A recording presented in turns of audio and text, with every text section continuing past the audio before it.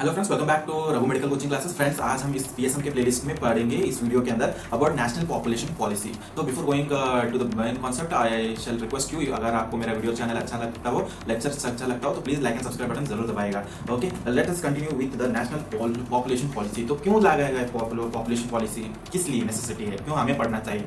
Okay, the population policy, the national population policy is very important to get a stable population of country.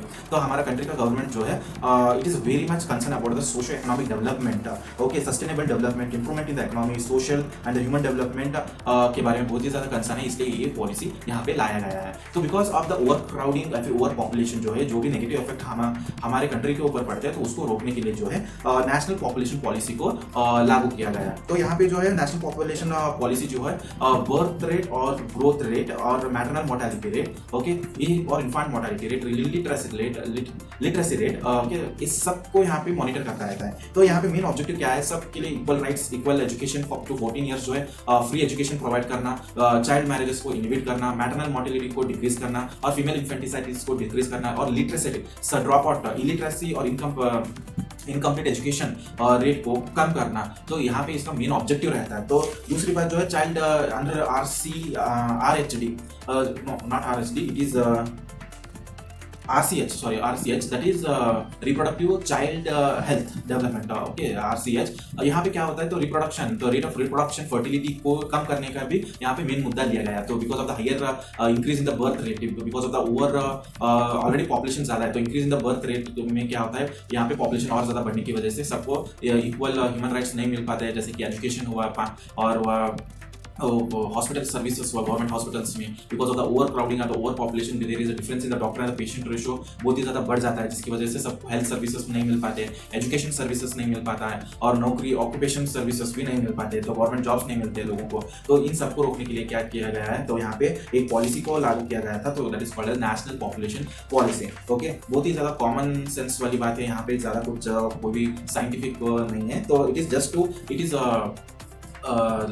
just an understanding of how a common person should understand the topic, okay।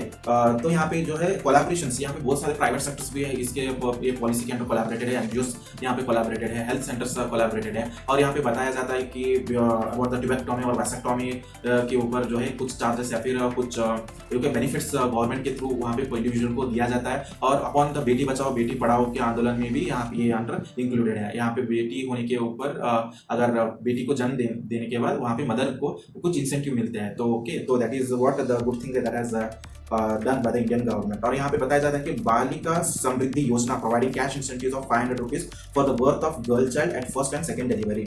और ये रहा। और दूसरा point, important point है कि health insurance plan not exceeding ₹5,000 for the entire family for couple below poverty line upon sterilization after 1 or 2 child. तो upon sterilization जो है 5,000 का इंश्योरेंस पॉलिसी जो है गवर्नमेंट जो है इंडिविजुअल एंटायर फैमिली को देता है। तो strengthening the facility of safe abortion, तो सेफ अबॉर्शन को भी स्ट्रेंथन करने के लिए ये बताता है। और चाइल्ड मैरिज रिस्ट्रिक्शन हुआ, सो लोन्स हुए, ओके, और प्रीनेटल डायग्नोस्टिक टेक्निक एक्ट का मिसयूज जो भी होता है, तो उसको डिक्लाइन करने के लिए जो है ये पॉलिसी, मतलब पॉपुलेशन पॉलिसी जो है बहुत ज़्यादा यूजफुल रहता है। तो इसका इंपॉर्टेंस ऐसा रहेगा कि it provides the reliable and relevant policy framework for improving quality and coverage of that is to improve the quality of the citizens. ये जो है पॉलिसी बहुत ही ज़्यादा यूजफुल रहेगा। तो to measure and monitor the delivery of the family welfare program so as to enable increasingly literate and aware of families to achieve their reproductive goals in the country to achieve rapid population stabilization। एक तरफ population stabilization होगा और दूसरी तरफ literacy that is education का level जो है बढ़ जाएगा। तो इसका जो है एक मेन मुद्दा है। ओके, तो अगर एक फैमिली के अंदर बहुत ज़्यादा बच्चे हो जाएंगे तो वहाँ पे सबको एजुकेशन नहीं मिल पाएगा, और अगर पॉपुलेशन अगर एक या फिर 2 ही बच्चे तो उनको ज़्यादा से ज़्यादा अच्छा फैसिलिटीज पेरेंट जो है दे पाएंगे। तो यही मुद्दा जो है बताया जाता है कपल्स को और in this under this policy. Okay, and simultaneously aims in promoting synergy with the ongoing educational info technology and the socio economic transition so that India can achieve not only rapid population stabilization but also sustainable development, improvement in the economic social and the human development in the millennium. वही जो economic socio economic development हुआ या फिर human development हुआ, तो यहाँ पे development और पॉपुलेशन स्टेबलाइजेशन हर एक बात में में यहाँ पे पॉपुलेशन को स्टेबलाइज करने के बाद ही यहाँ पे इंप्रूवमेंट या फिर द क्वालिटी लाइफ जो है अपने सिटीजन, इंडिया के सिटीजन लीड कर पाएंगे। यही बताना चाहता है policy about the national policy, okay, national population policy. तो अगर आपको मेरा वीडियो चैनल, लेक्चर चैनल अच्छा लगा हो तो प्लीज लाइक एंड सब्सक्राइब जरूर कीजिएगा। तो I should close this video now, so till then take care, bye.